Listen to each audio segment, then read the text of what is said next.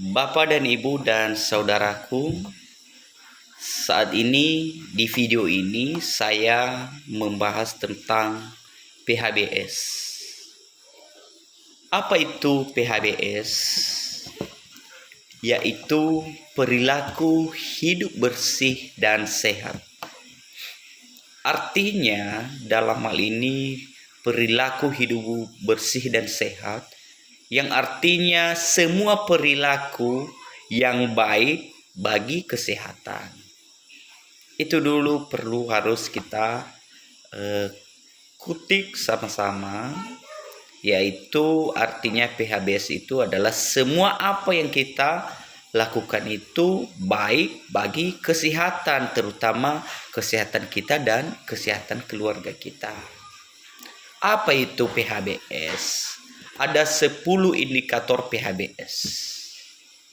Yang pertama yaitu adalah harus perlu PHBS dalam keluarga, di dalam rumah tangga.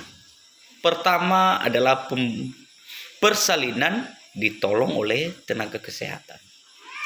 Kenapa ditolong oleh tenaga kesehatan? Adalah supaya anak ini benar-benar sehat ketika ditolong, benar-benar steril alat yang digunakan pada saat persalinan. Itu perlu. Ketika tidak steril, tidak bersalin di tempat yang disarankan oleh tenaga kesehatan, ya maka kemungkinan bisa terjadi infeksi. Baik infeksi kepada ibunya itu sendiri dan juga kepada bayi yang dilahirkan. Kedua adalah pemberian ASI eksklusif. Kenapa diberikan ASI eksklusif?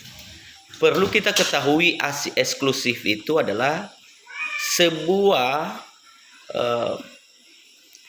cairan yang ada di dalam tubuh si ibu. Ketika anak itu menggunakan ASI eksklusif, maka itu juga salah satu makanan yang dikonsumsi oleh bayi, dan ketika juga itu diberikan sampai 6 bulan, maka bisa kita jamin daya tahan tubuh daripada si anak itu bisa normal, ya, bisa terpenuhi gitu, ASI eksklusif. Jangan kita membiarkan orang tua itu memberikan ASI eksklusif tidak seutuhnya sampai 6 bulan. Ya, hanya karena orang tua sibuk, ya bisa saja sampai 2 bulan, 3 bulan, 4 bulan, alasan anak ini tidak mau, anak ini nangis, tidak tenang di saat tidur. Nah itu salah Bapak Ibu, ya, salah. Kemudian perlu juga kita membawa anak ini ke pelayanan kesehatan, ke posyandu, diimunisasi terus, ya. Kita juga menimbang anak ini ke fasilitas kesehatan, mungkin juga di kegiatan posyandu. Paling tidak setiap bulannya kita menimbang.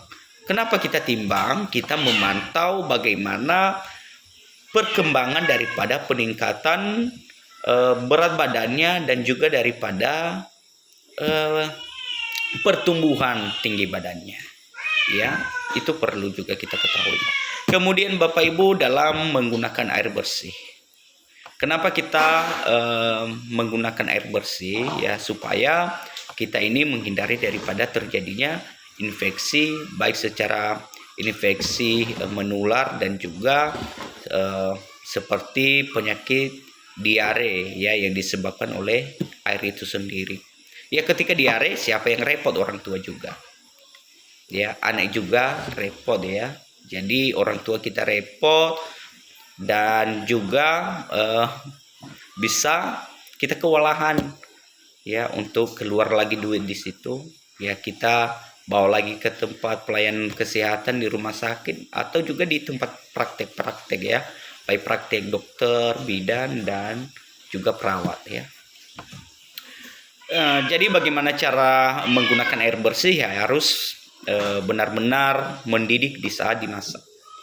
Ya, apakah air bersihnya tidak berbau, tidak berwarna, ya, dan juga bagaimana juga kualitas daripada airnya, apakah tidak terpapar dengan air pabrik ya, limbahnya bagaimana itu juga. Nah, kemudian indikator kelima, cuci tangan dengan pakai sabun. Kenapa kita cuci tangan dengan pakai sabun deterjen ya? Jadi supaya setiap kuman yang ada di dalam ya di telapak tangan kita ini benar-benar ya mati, dibunuh oleh deterjen itu sendiri. Karena di sabun itu ada kandungan antibakterinya gitu.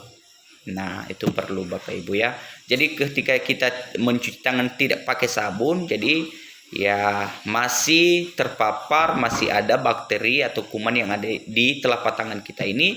Jadi ketika kita memegang makanan, anak-anak memegang makanan dan juga bisa tertelan dan sehingga berkembang biak di dalam pencernaan si anak, dan sehingga anak ini bisa membuat sakit ya, bisa flu, bisa batuk, dan juga bisa diare, dan mungkin juga terjadi timbulnya penyakit tipes ya. Kemudian kita juga indikator keenam adalah gunakan jamban sehat. Kenapa kita menggunakan jamban sehat? Kenapa tenaga kesehatan menyarankan harus ada jamban sehatnya ya, ada pembuangannya, ada safety tanknya gitu. Perlu Bapak Ibu ya, perlu, itu juga sangat-sangat penting ya, safety tanknya ada, jambannya harus ada. Ketika pembuangan baik BAB, BAK harus juga benar-benar tersalurkan, tidak tercemar lingkungan yang ada di sekitar rumah itu.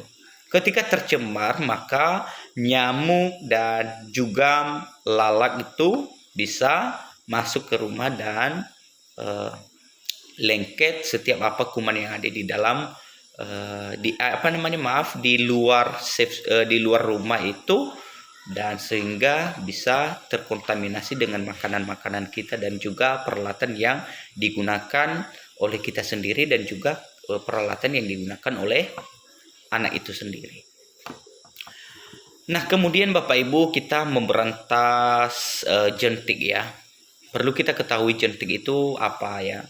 Jentik itu adalah telur yang telah menetas, ya, telur nyamuk ya, maksudnya telur nyamuk yang telah menetas di air yang tidak dikuras ya, mungkin di air yang tergenang di sekitar rumah dan juga mungkin di kamar mandi. Seharusnya setiap di kamar mandi itu air itu harus dikuras paling tidak 1 kali dalam seminggu, itu harus dikuras. Kenapa kita harus memberantas jentik? Ya, dengan adanya jentik di air itu bisa adanya nanti sama halnya kita membiarkan nyamuk itu semakin banyak. Nah, itu.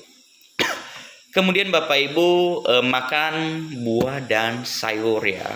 Kenapa kita harus makan buah dan sayur? Karena di sayur itu dia mengandung banyak kandungan vitaminnya. Ya. Jadi ketika tubuh ini penuh dengan banyaknya kandungan vitamin yang masuk, maka daya tahan tubuh ini semakin baik, imunitas ini semakin baik. Jadi dengan baik imunitas kita, jadi sehingga membuat kita ini semakin kuat untuk menahan apa yang masuk, apa yang diserang oleh tubuh kita ini, mungkin seperti bakteri-bakteri. Jadi sehingga dengan kuat daya tahan tubuh, jadi tidak gampang untuk bisa drop, kita jatuh sakit. Kemudian Bapak Ibu melakukan aktivitas fisik setiap hari. Apa itu salah satu aktivitas fisiknya ya? Berolahraga rutin. Nah, kita harus keluar keringatnya paling tidak ya, kalau orang kantoran ya paling tidak 30 menit 1 jam harus keluar keringatnya ya, supaya juga kita menghindari daripada serangan-serangan jantung ya, hipertensi, DM juga ya. Jadi supaya kalorinya itu terbakar ya Bapak Ibu ya. Jadi kita juga daya tahan tubuh kita ini semakin terlatih dan sehingga bisa kuat ya. Kemudian Bapak Ibu, indikator yang terakhir adalah kita menghindari bahwa kita sebagai ayah yang merokok, jadi jangan kita merokok di ruangan yang ada keluarga di sekelilingnya. Jangan ada anak di sekelilingnya. Disarankan itu di rumah itu jangan kita merokok di dalamnya ya. Jadi disarankan itu kita merokok sebagai ayah ini merokok di luar rumah ya, di teras ya. Jadi sehingga setiap asap yang diproduksi oleh rokok ya, jadi tidak terpapar kepada orang yang ada di sekelilingnya, terlebih-lebih anak kita ya. Jadi dengan terpapar ya kemungkinan bisa menjadi penyakit buat anak-anak kita dan juga orang tersayang ya, mungkin istri, saudara, orang tua dan siapa saja. Jadi mungkin itu saja Bapak Ibu untuk pembahasan kita, mungkin terlalu panjang ya. Semoga bisa Bapak Ibu mengerti kenapa harus kita melakukan PHBS ya, karena kita menjadi keluarga yang sehat, menjadi anak kita juga menjadi anak yang cerdas, kemampuan kerja kita juga semakin meningkat ya, dan pengeluaran kita juga semakin ya tidak terlalu banyak mengeluarkan pengeluaran yang berlebihan. Mungkin biaya pengobatannya, dengan kita sehat pasti biaya pengobatannya ya tidak ada ya. Kemudian lingkungan kita menciptakan lingkungan yang sehat. Kemudian kita juga mengurangi dan mencegah daripada penyakit-penyakit yang ditimbulkan oleh salah satu daripada 10 indikator PHBS tadi.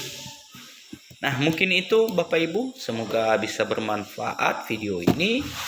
Ya, salam sehat dan salam Indonesia maju.